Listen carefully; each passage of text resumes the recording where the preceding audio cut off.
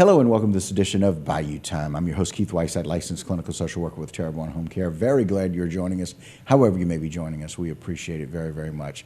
And if ever there was a time to consider what to do during this challenging holiday season here for the second year in a row, maybe, just maybe, you could become a CASA volunteer. Very glad to have with us the Executive Director of CASA, Christine Oquan. Thank you for joining us. We appreciate it. Thanks. Sitting next to her, Ms. Soma Reyes, the Training Outreach Coordinator for CASA, both of Terrebonne. Thank y'all for joining us. We appreciate it. Thanks for having us. And so if people are going to do something, there's a free way to give back that may not even be able to be determined the worth of what we can do. Let's talk about why someone should come volunteer, Christine. So the why is 40 years ago, there was a judge in Seattle that decided, he's on the bench, and he's hearing these children's cases, and he doesn't feel like he has enough information.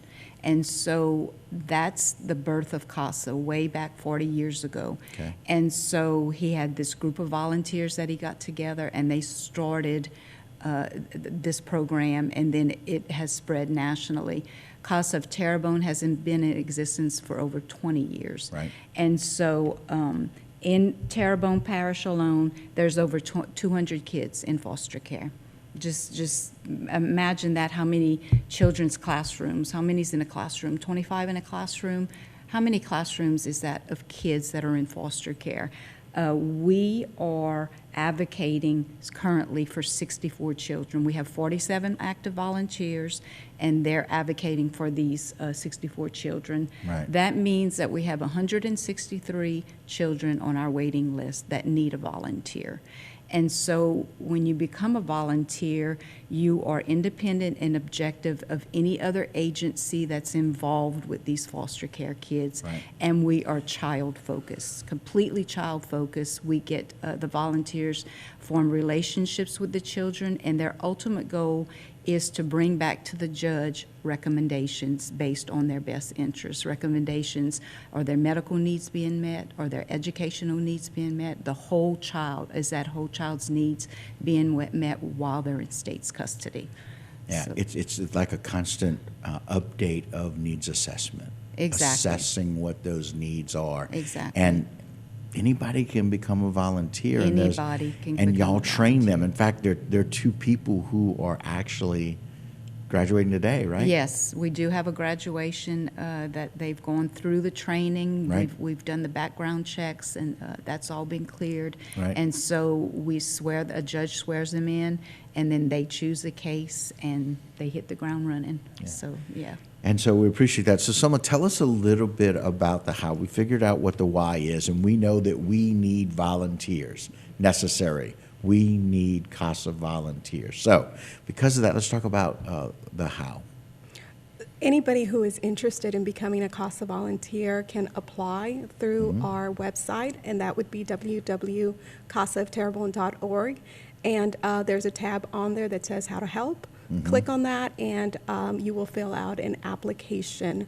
That application comes to me, and I will make sure that I contact you. You know, you can come in to our office, and I will provide more information about, you know, what your responsibilities are and if it's a fit for you. Right. And then from there, we definitely get started with the paperwork, and we do pre-service training. So prior to you even getting on a case, you know, we educate you, we inform you of, you know, what you're going to be seeing as you're working your case, you know, what to kind of look for, how to advocate for that child and stay child-focused. During that training, you get examples. We do case studies, so it's not like we're just throwing you out there and you don't know, you know, what's coming.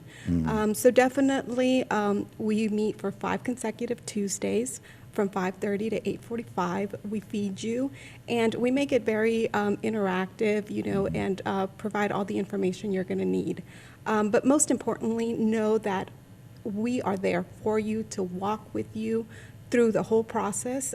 You will have an advocate supervisor who definitely will continue to be there and provide you the information that you need as you are working your case. I have a training coming up in January, so if anybody is interested, they can sign up, call our office, and like I said, I will get back with you. I started doing Zoom meetings, so if that's, if coming into the office is an issue, let me know. We will Zoom and then go from there. Right. We offer 4 trainings every year. So Okay, if January. 4 or 5 week trainings. Correct.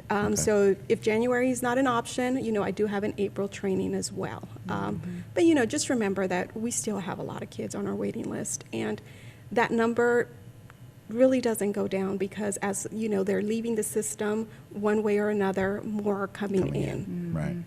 And so really we don't want this to be a systems problem. We want this to be a personnel answer. And the best way to do that, and you're talking about the word that keeps coming to mind is presence. The greatest thing we can do for one of these children in foster care is to be present. And that's one of the things that you guys do through your program. You're present for the volunteers. Yeah. Present for these volunteers that come in that are going to make a huge difference. They're going to get to spend time. They're going to be able to really check in and focus on what those needs are, communicate that to the judge in a volunteer basis.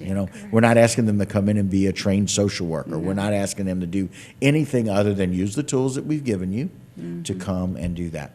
Well, a shout out to everybody. Go ahead. Final thoughts. I have 20 did want to seconds left. say that I was a volunteer, and I had my advocate supervisor on speed dial, and she was my advocate supervisor, and so that is very helpful to know that somebody is always there to be of help. And present.